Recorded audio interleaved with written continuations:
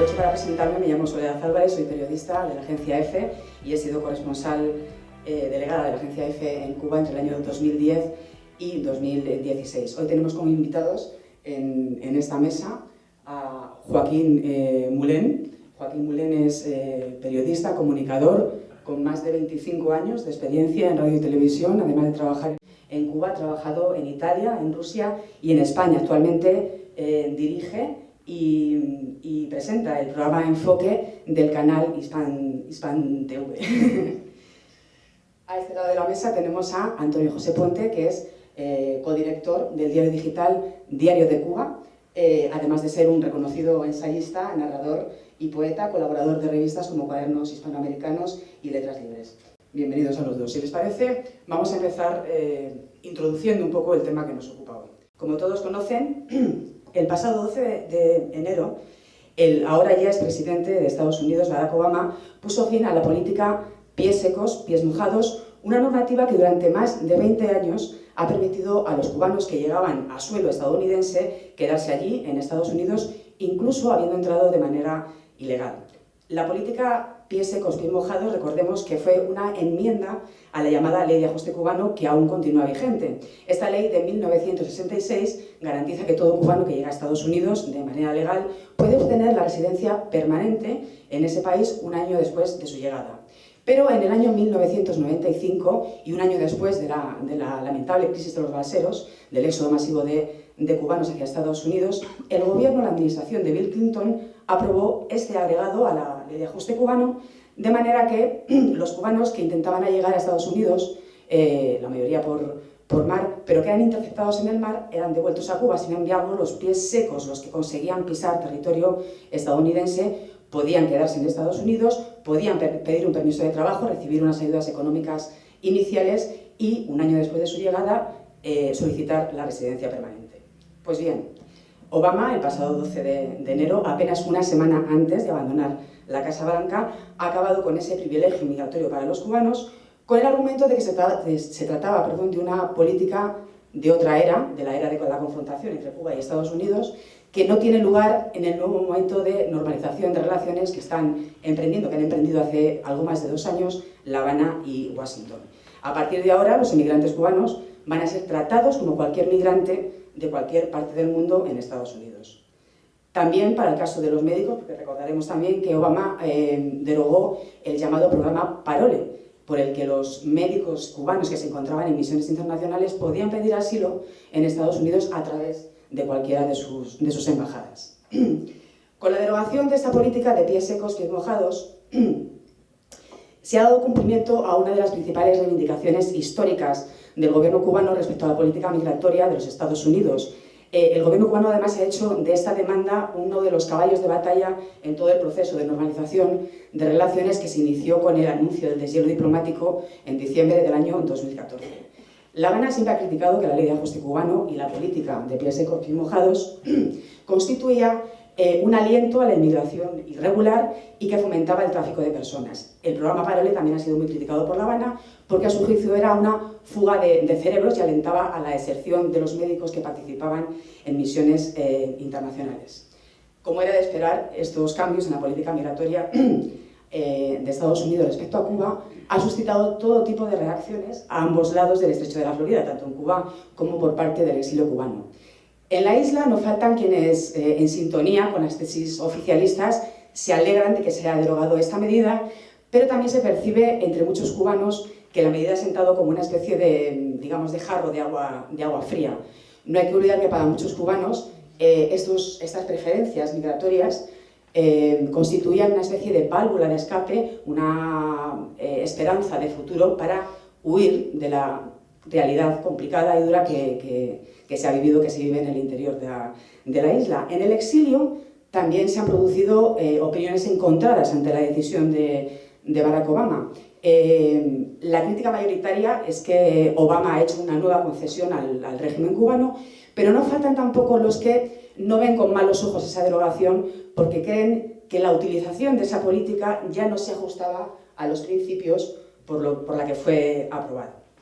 En cualquier caso, y como pasa casi siempre con todo lo que tiene que ver con Cuba, esta decisión ha abierto una caja de interrogantes. ¿Qué efectos va a tener sobre Cuba?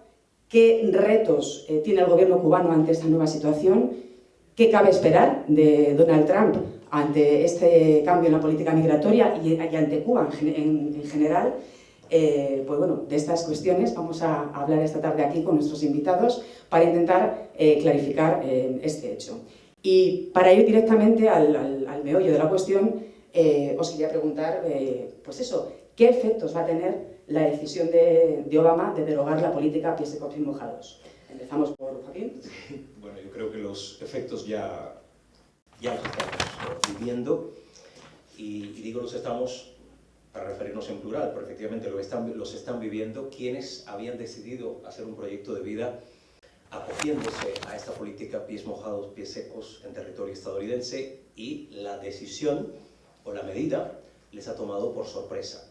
La medida, seamos honestos, se veía venir, evidentemente, a raíz del inicio del camino hacia la normalización de las relaciones bilaterales, pues sottovoce se comentaba, pues evidentemente en cualquier momento esto lo cortan. Lo que quizá nunca nadie pudo vaticinar, que la derogación de la política entrara en vigor con carácter inmediato. Y eso ha significado evidentemente que muchas personas que estaban en territorio de terceros países hayan visto cómo la realidad les ha dejado prácticamente ahora en nada. Se deshicieron de todo lo que tenían en Cuba para hacer una larga travesía para llegar a Estados Unidos, y luego, bueno, pues se encuentran ahora mismo en un país que no era lo que realmente habían pensado en un inicio. Esta realidad nos recuerda lo que pasaba o lo que sucedió en 2015. Recordemos que se produjo también, para hablar de fechas recientes, porque a lo largo de las relaciones bilaterales entre los dos países el tema migratorio ha sido prácticamente un asunto continuo. Pero en el año 2015 se produjo una gran crisis también, recordemos, a raíz de que el gobierno de Nicaragua cerrara la posibilidad de que los cubanos transitaran por su territorio, pues también allí hubo un grave problema, y bueno, evidentemente los gobiernos de los países, sobre todo Luis Guillermo Solís de Costa Rica, pues se convirtieron un poco en los que en cierta medida vinieron a resolver el problema. Ahora mismo yo creo que lo primero que habría que pensar es en la situación de esas personas, ya sea en territorio mexicano, muy cerca de la frontera con Estados Unidos, en los países centroamericanos o incluso más abajo en países de Sudamérica.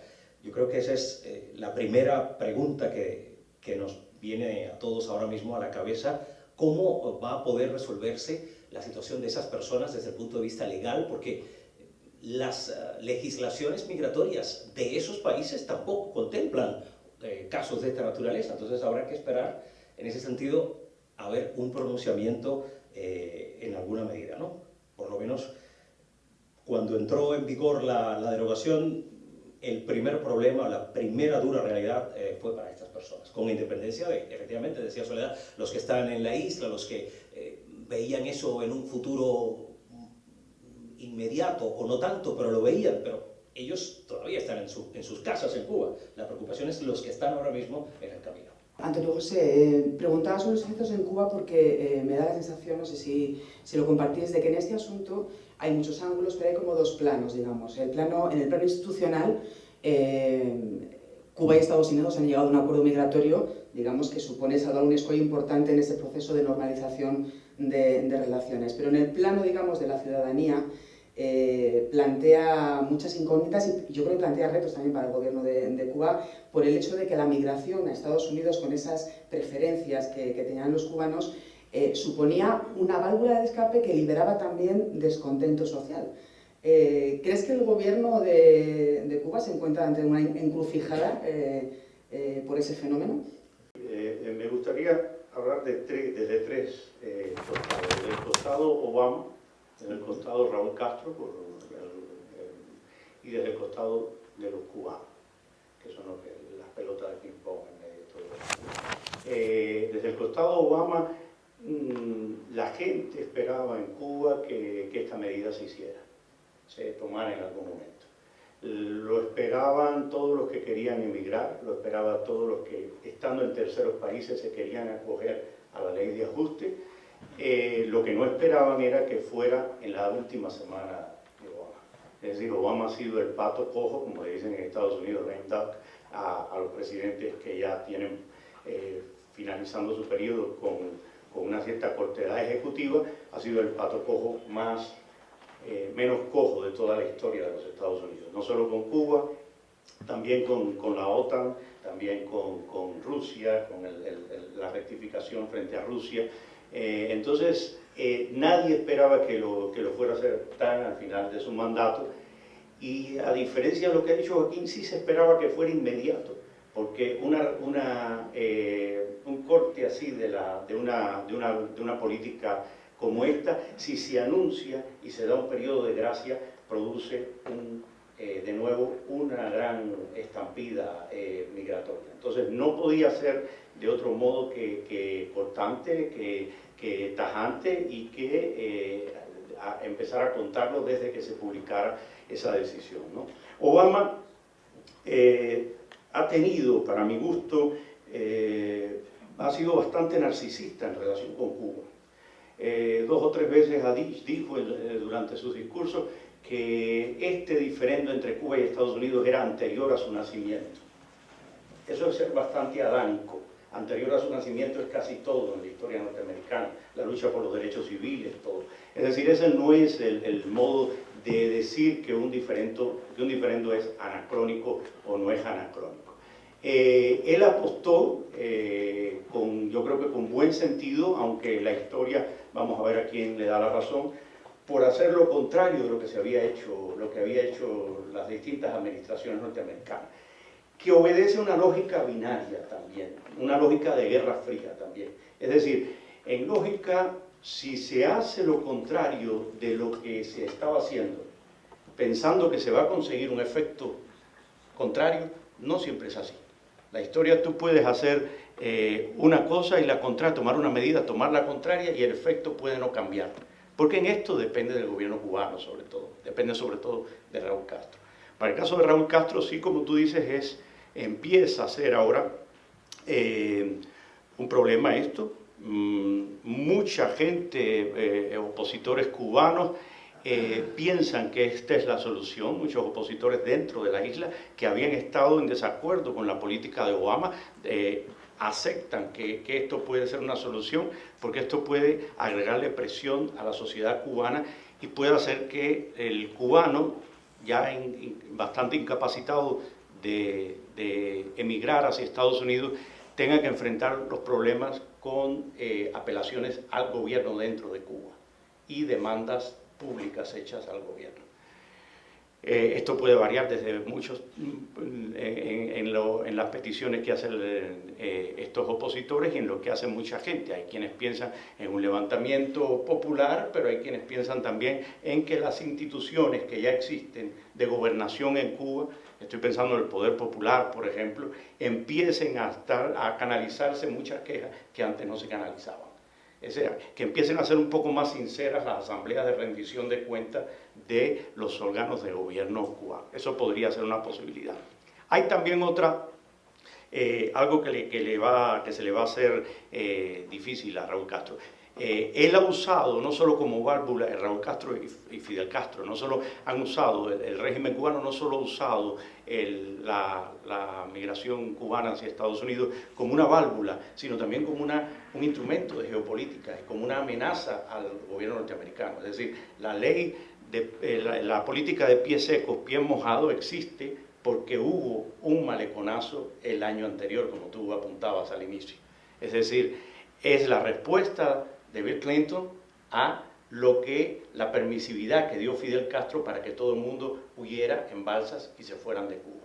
El Mariel fue otro en el año 80, fue otro momento en que no solo fue una válvula de escape, sino también un instrumento geopolítico en la relación entre Cuba y Estados Unidos, con lo cual esta amenaza siempre La Habana conseguía poner nervioso y poner en entredicho la política humanitaria de Washington. Entonces, ese instrumento lo pierde ahora, lo pierde mucho por lo menos. La gente va a seguir yéndose de Cuba, como se van los haitianos, como se van todos los latinoamericanos, es decir, no creo que eso podrá disminuir, pero va a seguir habiendo gente desesperada emigrando, y eso es lo que va a empezar. Y hay otro punto más que para la administración de Raúl Castro va a ser un problema, que evidentemente va a haber una disminución en las remesas familiares que vienen de Estados Unidos, porque si no aumenta la cantidad de emigrantes y sobre todo de nuevos emigrantes, que son los que más lazos mantienen todavía con la sociedad cubana y con la familia que dejan en Cuba, eso va a disminuir también. Y este es uno de los renglones principales de la economía cubana, no reconocido del todo. Es decir, es un renglón que muchas veces no aparece claramente a la hora de presentar presupuestos del Estado, y a la hora de presentar nunca aparece, y lo que hay es estimados a través de estudiosos, sociólogos y gente que estudia, politólogos que estudian la sociedad cubana. Dentro de Cuba hay algunos estimados, pero nunca aparece públicamente, y esto es algo que también afecta a la política cubana. En el caso de los cubanos, como decía Joaquín, hay un problema grave ahora, hay un problema de toda la cantidad de emigrantes que están en camino, que ya están incluso junto a la frontera, en México, en México, Texas, los médicos que están hay 600 reconocidos en Colombia, se supone que hay unos 1.300 que sí ya están autorizados, que se les ha dado la gracia porque estaban ya acogidos al parole, y se supone, por estimados, que hay de 3.000 a 4.000 que no están acogidos a ese parole, pero que ya son, como dice el lenguaje oficial cubano, que es un lenguaje militarista, que todo lo convierte en batalla, desertores. Entonces, esta cantidad de médicos, el caso de los médicos, después también me gustaría hablar aparte, porque es un caso que tiene muchas más connotaciones de que la declaración conjunta y la declaración de Estados Unidos y la buena voluntad de Obama haya podido declarar, ¿no? Entonces, tenemos estos tres problemas grandes. Hay también un problema interno dentro de Cuba, que va a cambiar también la economía tal como ha sido en los últimos años. La cantidad de venta de casas y de automóviles que ha habido en los últimos años, mucha de ella está sustentada en gente que vendía la casa para irse a Estados Unidos. Esto va a cambiar también. El mercado inmobiliario cubano va a tener también, esto va a tener su efecto en el mercado inmobiliario inmediatamente, casi seguro. Sí, porque no olvidemos tampoco que Cuba hace unos años empezó a cometer un proceso de actualización económica. Raúl Castro introdujo unas reformas económicas limitadas, pero que han supuesto una controlada apertura a la iniciativa privada, pero este año el gobierno cubano ha reconocido que hay una recesión económica. Oficialmente había habido un crecimiento pequeñito, pero sostenido durante los últimos años, y este año, coincidiendo además con la situación económica y con la crisis en Venezuela, se produce una recesión en la economía cubana, otro motivo más, digamos, para ese descontento social. Esta situación y lo que conlleva la derogación de la política pies secos, pies mojados, ¿creéis que aboca al gobierno de Cuba a acelerar esas reformas y dar salida a, por ejemplo, toda una generación de jóvenes preparados, cualificados, que acaban de terminar sus carreras universitarias, que son abogados, ingenieros, arquitectos, que quizás estaban pensando en emigrar a Estados Unidos, pero que ahora no lo van a poder hacer?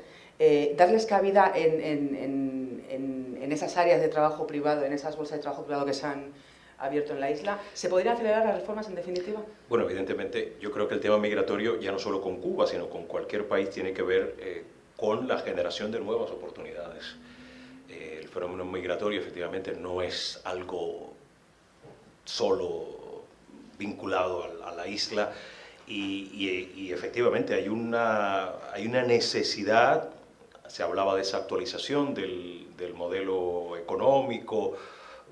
Hay muchísimas cosas evidentemente por hacer en materia económica en la isla, y curiosamente hay mucha gente preparada.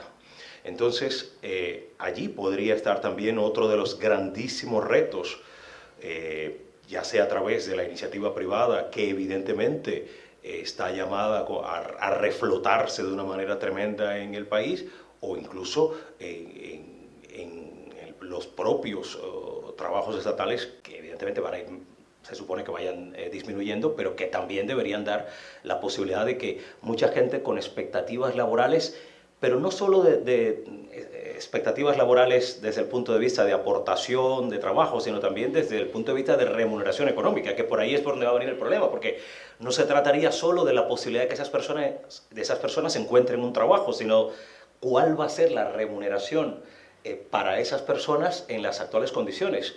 Y el tema de Venezuela ahí evidentemente se solapa con todo eso, porque cada vez que se ha producido la debacle de alguno de los países o grupo de países asociados al tema económico de Cuba, pues las consecuencias las sufre efectivamente la economía cubana. Recordemos la desaparición del campo socialista, de la Unión Soviética, ahora el tema de Venezuela, pues no diría yo que es una coincidencia, sino que es prácticamente una consecuencia, ¿no?, en cierta medida, ¿no?, de lo que está pasando económicamente en Venezuela a lo que podría suceder en Cuba.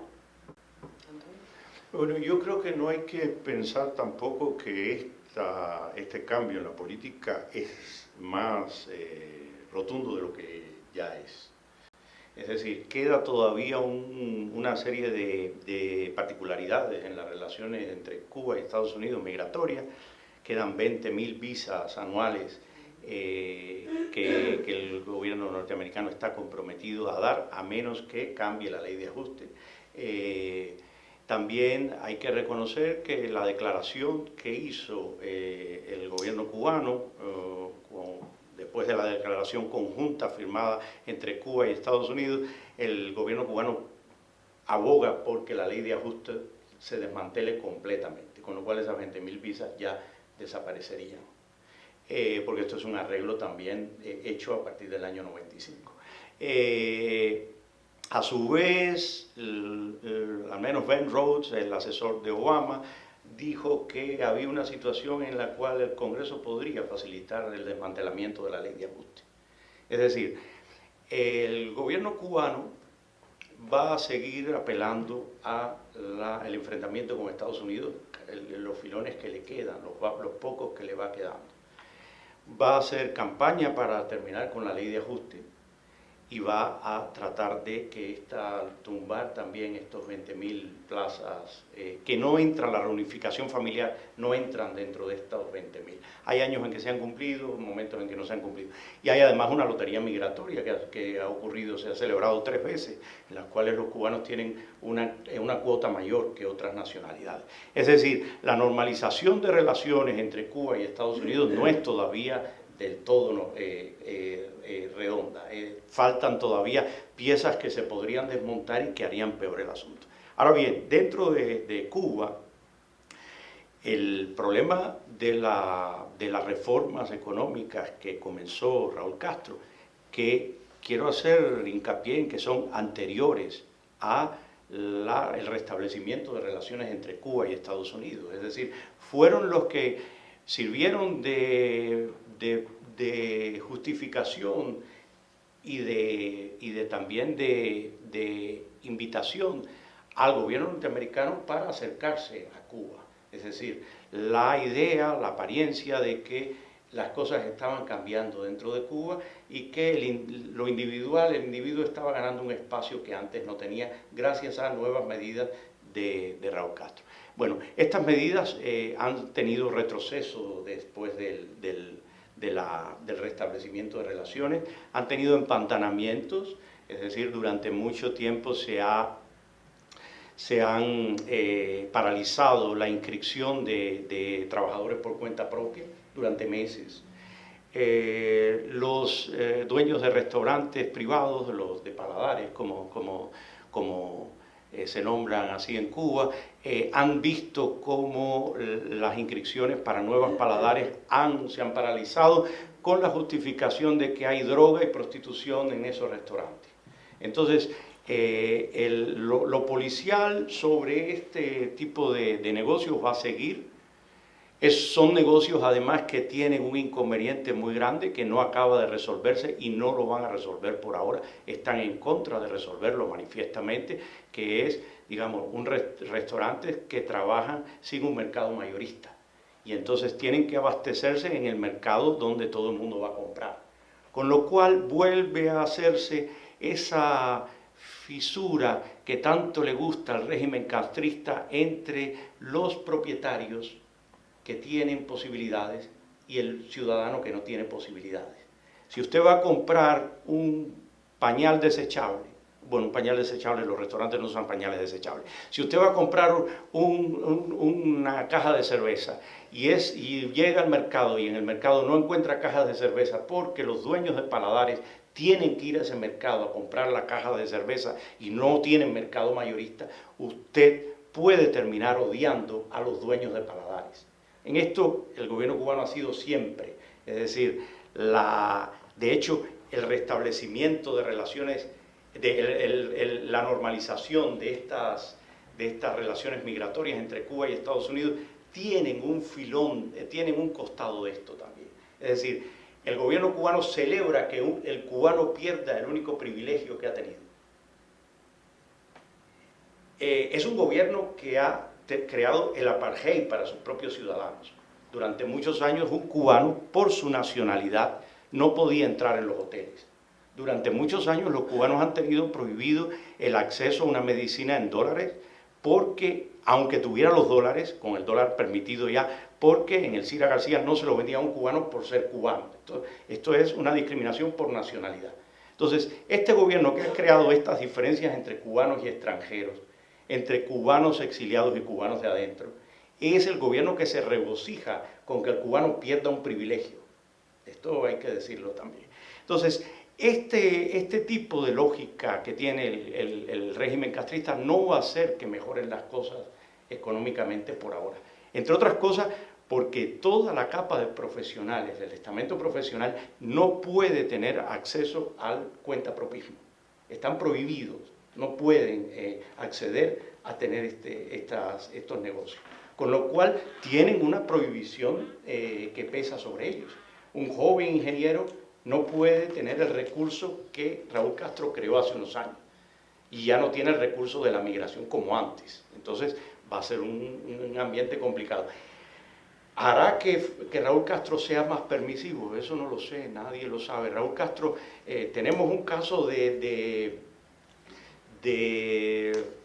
político bastante incierto como Trump, y hay también un caso de político bastante incierto como Raúl Castro, porque Raúl Castro lo estamos descubriendo muy tardíamente, es un viejo verde de la política.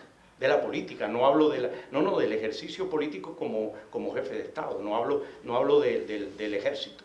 Entonces, ¿qué va a hacer Raúl? No puedo determinarlo, no me atrevo a determinarlo. Ahora bien, lo que se ve es un empantanamiento de sus medidas, incluso de las medidas con las que él abrió. Porque tiene un problema también.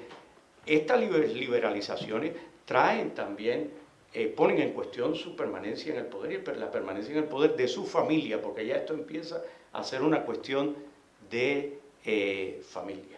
Es decir, la posición que la economía, que el 70% de la economía, de la economía y del turismo esté controlado por el ex yerno de él, que los militares estén controlando el turismo como lo controlan militares y oficiales de la seguridad del Estado, ex oficiales de la seguridad del Estado, controlen el turismo y tener un hijo que evidentemente va a jugar un rol y una sobrina como Mariela Castro, que evidentemente va a jugar un rol también, juega ya un rol en el poder blando de la ONG, eso hace que tú tengas un problema evidente que tiene que legitimar a su familia. Él ha recibido el poder, la legitimación vía Fidel Castro. Ahora él tiene que buscar el modo de legitimar a sus descendientes. Entonces tiene este problema. Y este problema está, como lo sabe todo dictador, se pone en cuestión si se le da demasiada liberalidad a la gente. Entonces tiene ahora bien un juego de equilibrios en que tendrá que hacer una serie de medidas liberales, de liberalizar ciertas cosas para que la presión no sea insoportable para su régimen. Pero tampoco se le puede dar la mano dándole liberalidades a la gente de manera que acorten su régimen, ¿no?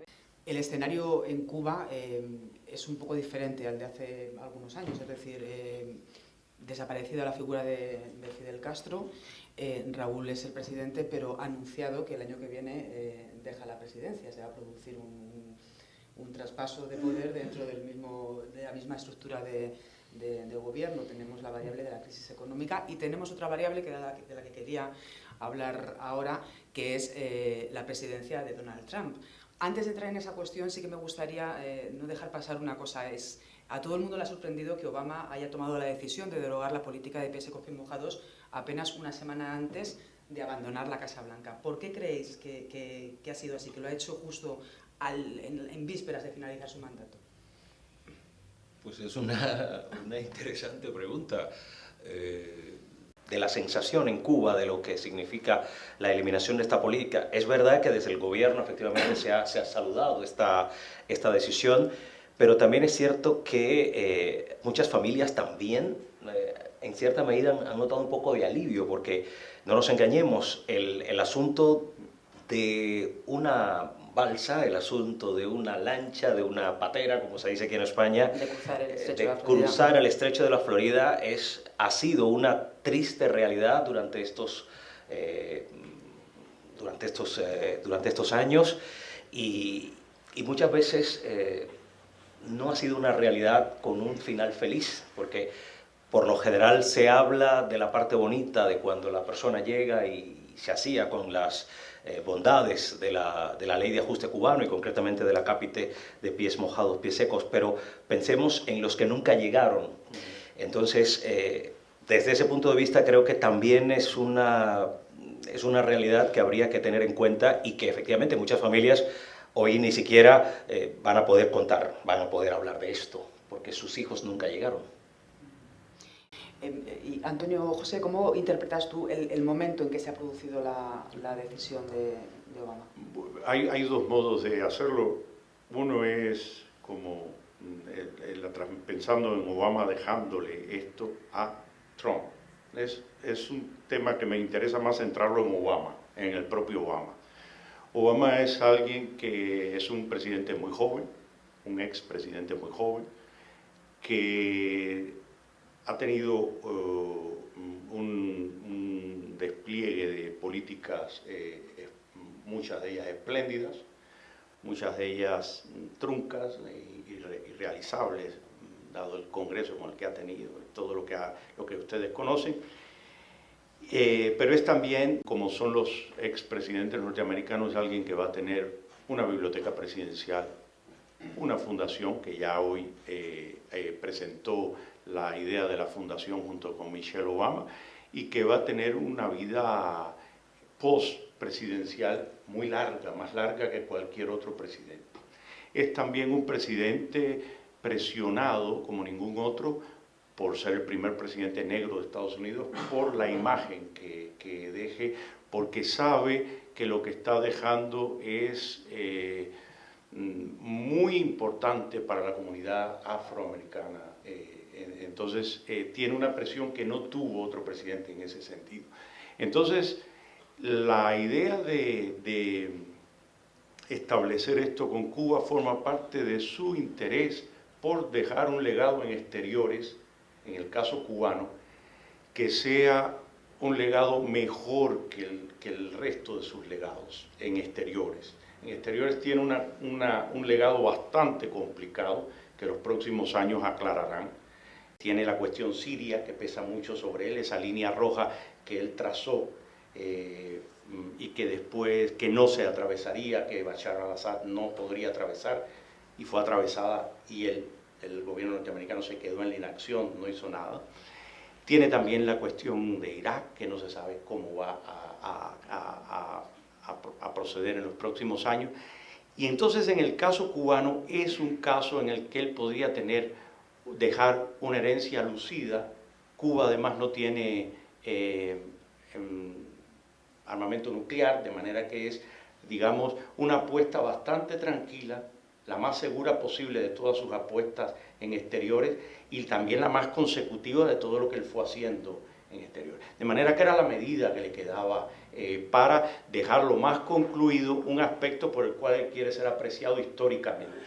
Es además uno de los presidentes más cultos de los que ha tenido Estados Unidos y uno de los presidentes que conoce muy bien lo que la historia, como las revisiones históricas, a lo que está expuesto una figura histórica por las revisiones.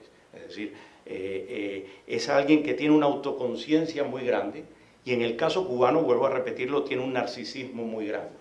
El narcisismo de que un adanismo más bien, de creer que la historia comienza con él. Por hablar de que el diferendo, lo dijo en 2 ocasiones, para mi sobresalto y molestia, que ese diferendo con Cuba era anterior a su nacimiento. Y eso ya era como, eso ya descalificaba el diferendo, ¿no? Lo hacía mucho más anacrónico de lo que era porque era anterior a su nacimiento. Es decir, esa manera de relacionar el caso cubano tan metido en su vida privada me hace pensar que también había una cuestión personal en este asunto. Y no hay que olvidar también la relación en el imaginario que Cuba y Estados Unidos han tenido y que debió haber tenido la revolución cubana en el joven Obama y en la madre de Obama. Es decir, hay mucho en la biografía de Barack Obama que permite suponer que el caso cubano no es un caso más.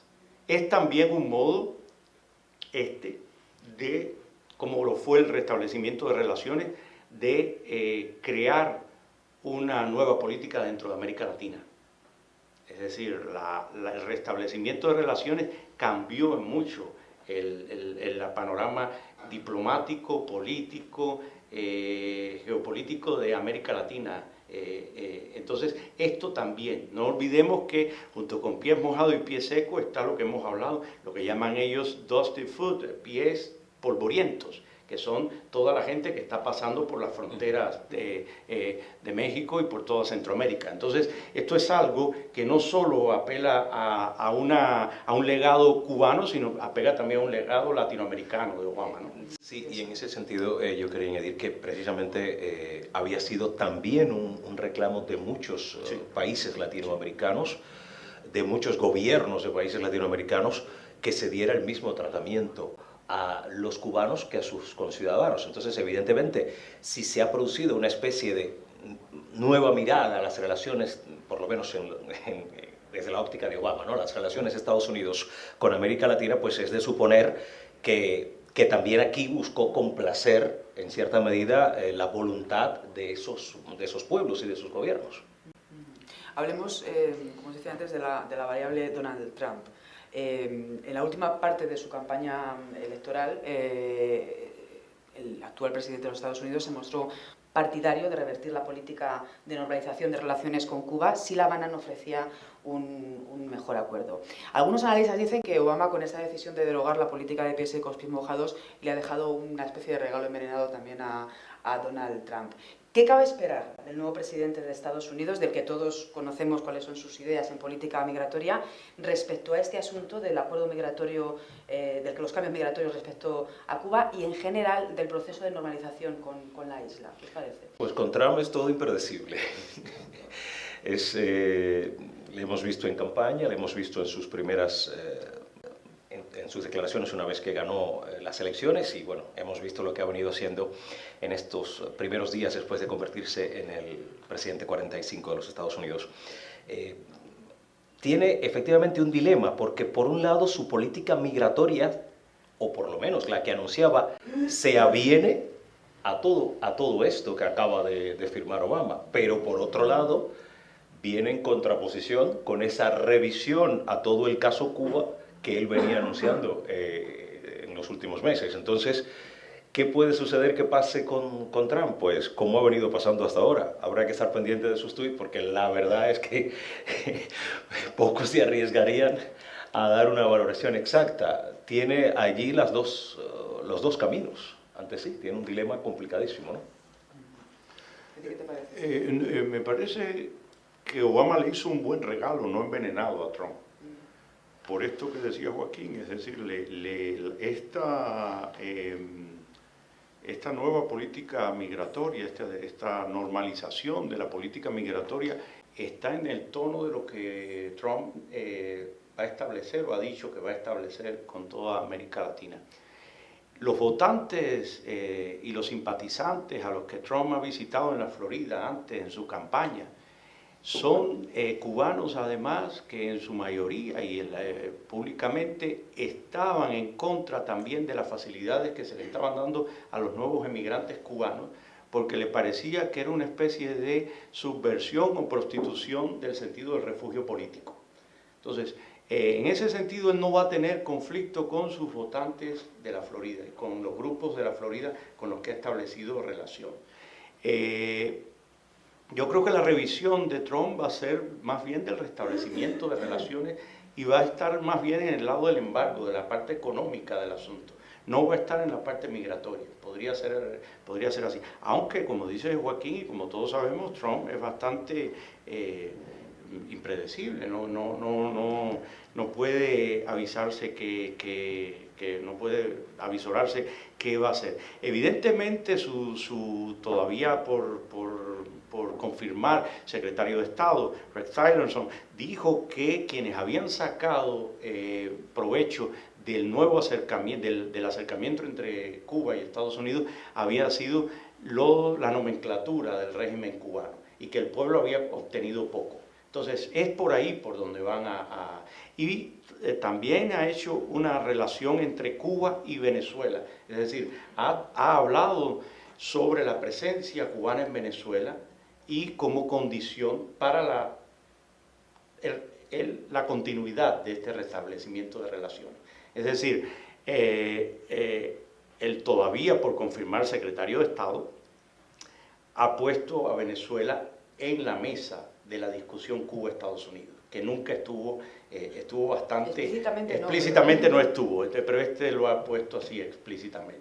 Entonces, es algo que, bueno, en la mesa, claro, la mesa Cuba-Estados Unidos es tan secreta y tiene tanto fondo, tuvo tanto, que no puedo yo asegurar que no haya estado Venezuela dentro de Bueno, y eso por otro regalo que dejó Obama a Trump, que fue la ratificación del decreto presidencial que convertía a Venezuela en una amenaza para Estados Unidos, con lo cual, si Trump se aviene también a ese decreto de Obama, pues evidentemente seguirá la tensión efectivamente con Venezuela, con lo cual ahí hay una trilogía complicadísima. Yo no creo, a diferencia de mucha gente que dice que le llamó la atención un sesgo vengativo de Obama a última hora, como si estuviera vengándose del descalabro demócrata, mucha gente lo ha publicado, del descalabro demócrata y del triunfo de Trump. No creo que haya sido así.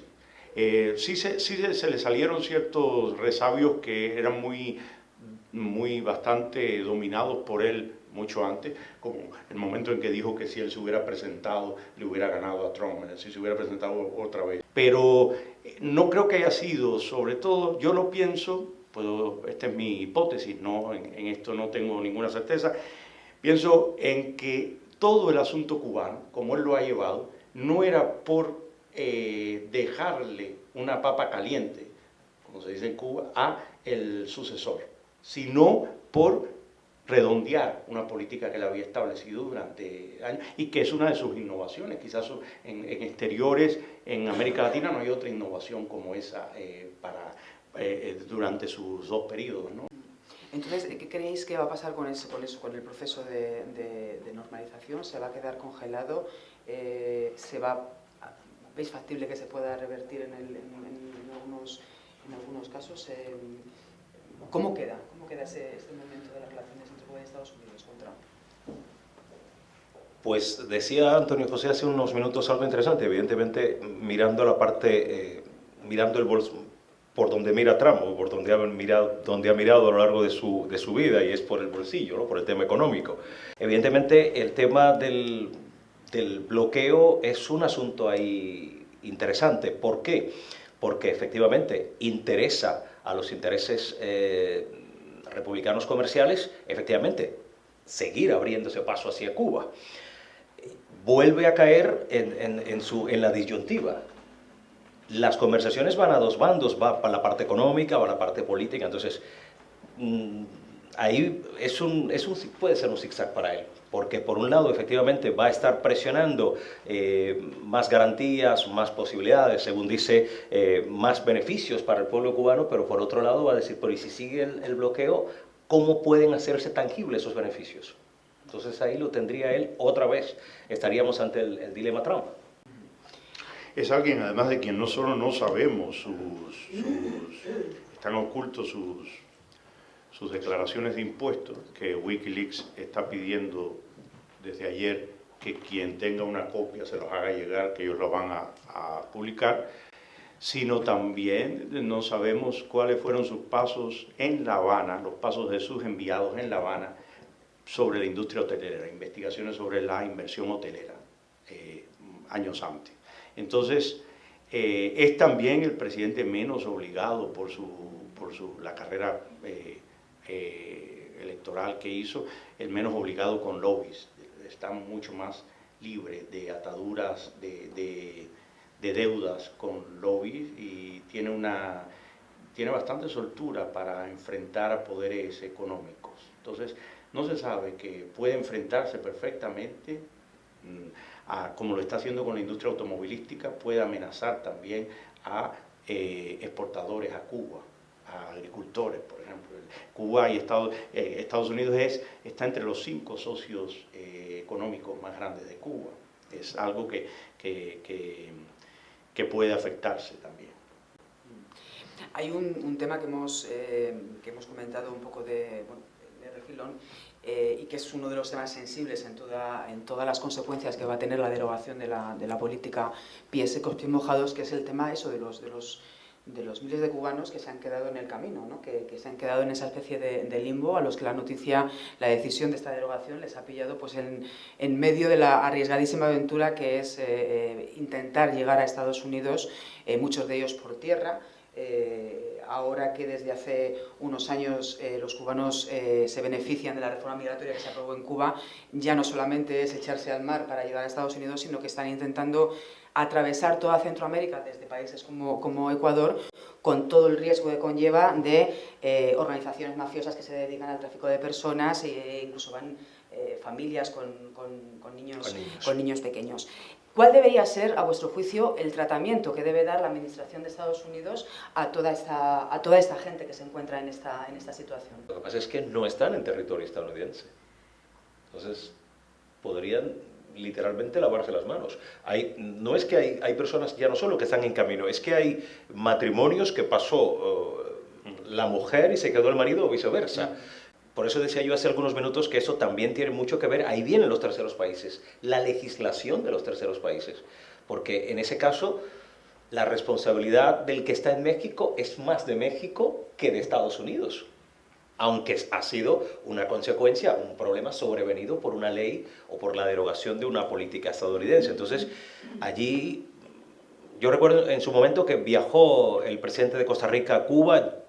Evidentemente debe producirse alguna reunión, esto apenas acaba de tener lugar, esta derogación, el pasado día 12, con lo cual se supone que haya una reunión de varias partes para tratar el tema migratorio, porque efectivamente no hablamos ni de 2 ni de 3, son miles las personas que están ahora mismo en México, en Panamá, en Costa Rica, incluso más abajo, en Colombia. Entonces, la salida a eso no pasa solamente por la decisión de las leyes estadounidenses, al contrario. A priori parece que a los países centroamericanos que soportaron, digamos, esa crisis humanitaria que se dio el año pasado, les viene bien esta decisión. Sin embargo, es un asunto, insisto, de carácter humanitario también, ¿no? En muchos casos. Sí, bueno, Estados Unidos muchas veces ha usado la colaboración de terceros países y la creación de campamentos en terceros países para resolver asuntos migratorios cubanos. Quizás se pone a hacer eso, pero eso no sabemos cómo va a proceder la administración Trump alrededor de esto. Evidentemente para Centroamérica no creo que porque contribuyera demasiado a la creación de coyotes. Los coyotes existen de todas maneras y están garantizados, van a seguir existiendo. El asunto no el asunto es también un problema de Yo creo que el emigrado cubano, el emigrante cubano es un emigrante complicado, en el sentido de que consiguen en terceros países, tienen un nivel de reclamación como no encuentran dentro de Cuba, porque se sabían hasta entonces apoyados del otro lado de la frontera por una política estadounidense. Esa política termina. Ahora hay también un aplastamiento del grado de seguridad que han tenido estos emigrantes cubanos al andar el camino, ¿no? No sé cómo va a resolverse eso. En el medio de todo esto está para mí uno de los grandes problemas, el de los médicos. El de los médicos es un problema especialmente agudo porque la declaración estadounidense, de la declaración de Obama, firmada por Obama, comentaba que el asunto de los médicos lo trataba como robo de cerebro al uso y que afectaba a la población cubana, porque es decir, disminuía la cantidad de médicos dentro de Cuba y que eso corría el riesgo de afectar a la población cubana. Obama en este caso es tan inocente como en sus tratos con Putin. Obama muchas veces no calibra a quien tiene enfrente. Es decir, lo que estos médicos no puedan ir a Estados Unidos no quiere decir que van a volver a Cuba. Raúl Castro los va a seguir exportando, porque este es uno de los grandes rubros junto con las remesas que tiene el régimen cubano y porque los tiene en un régimen de semi-esclavitud, es decir, un médico, esto es algo en el que la Organización Mundial de la Salud es cómplice del régimen cubano, en este trapicheo. Un médico recibe $5.000 mensualmente por una de estas misiones en terceros países y solo recibe personalmente alrededor de $500 o $600 de esos 5.000 mensuales. El resto se lo lleva el régimen cubano. Es decir, esto es alquiler de médicos a través de... Eso quiere decir que no va a mejorar la relación, la proporción entre médicos y población y número de habitantes en Cuba por el hecho de que Obama haya cerrado la puerta a los médicos y se termine el programa de paro.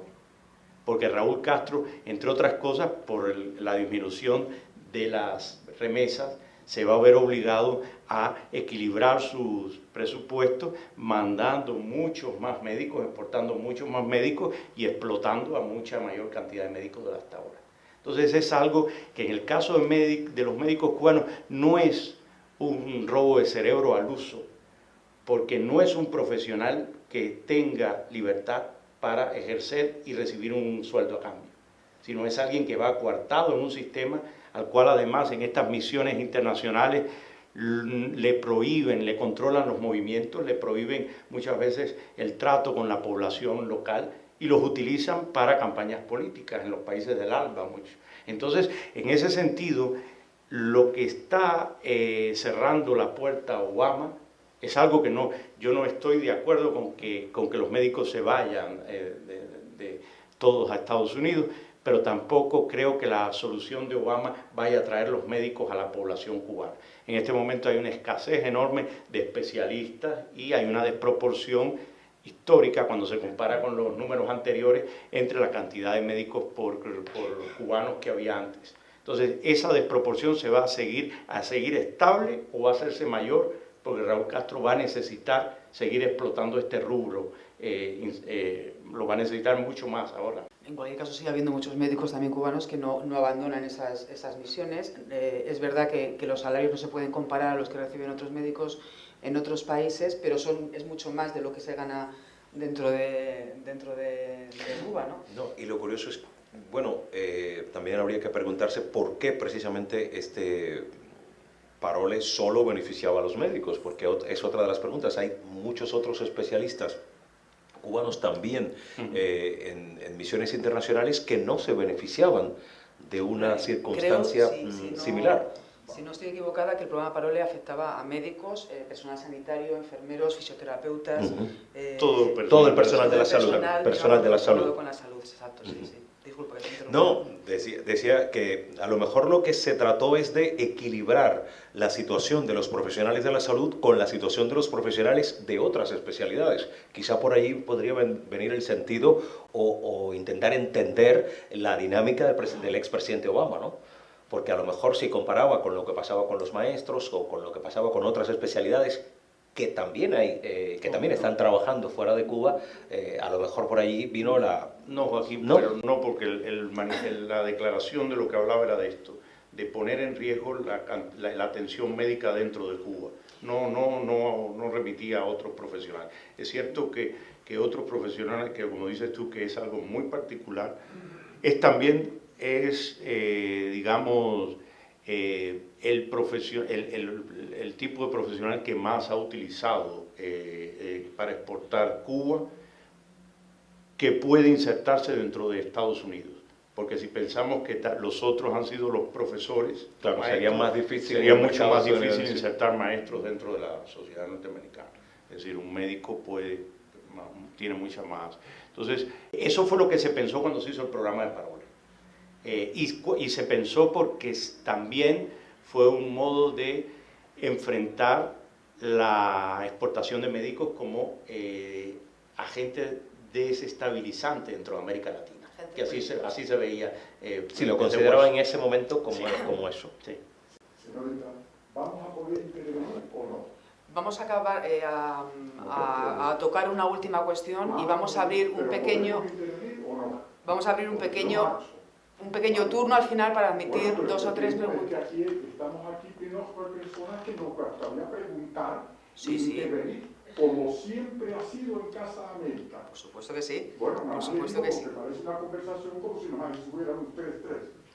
Bueno, disculpe si no le gusta el formato. Está bien, si vamos a intervenir, encantado. Disculpe si no le gusta el formato. Voy a plantear una última cuestión y vamos a abrir un turno para que ustedes puedan plantear preguntas a nuestros invitados. ¿Perdón? Que es una conversación muy buena. Gracias. La última cuestión que vamos a plantear, llevamos ya 1 hora de conversación en esta mesa, por resumir un poco. Cuando se anunció el deshielo diplomático entre Cuba y Estados Unidos, el presidente Barack Obama, además de decir eso que comentabas tú, de que era una política anacrónica, sí que dijo e insistió mucho, incluso en su visita en Cuba, en que la política de aislamiento hacia Cuba no había funcionado y por eso se imponía un nuevo momento en las relaciones. Yo me pregunto, ¿para qué ha servido la política de pies secos, pies mojados? Pues efectivamente facilitó a un número tremendo de personas poder beneficiarse de ventajas dentro de la sociedad estadounidense por el solo hecho de llegar de manera irregular, que era concretamente, a diferencia o sea, ese era, digamos, el inciso dentro de la propia ley de ajuste cubano, porque la ley sigue existiendo.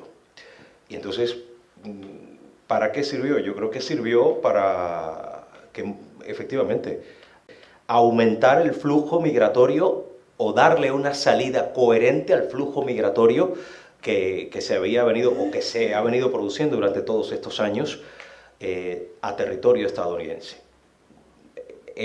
Ha sido realmente el objetivo. En su momento se instituyó en el año 95 bajo el momento aquel, decía Antonio José, del maleconazo, del año, la crisis de los balseros del año 94, pero lo que pasa es que posteriormente se ha ido utilizando por todo, cómo ha sido, cómo ha venido produciéndose de una manera, digamos, habitual y evidentemente irregular.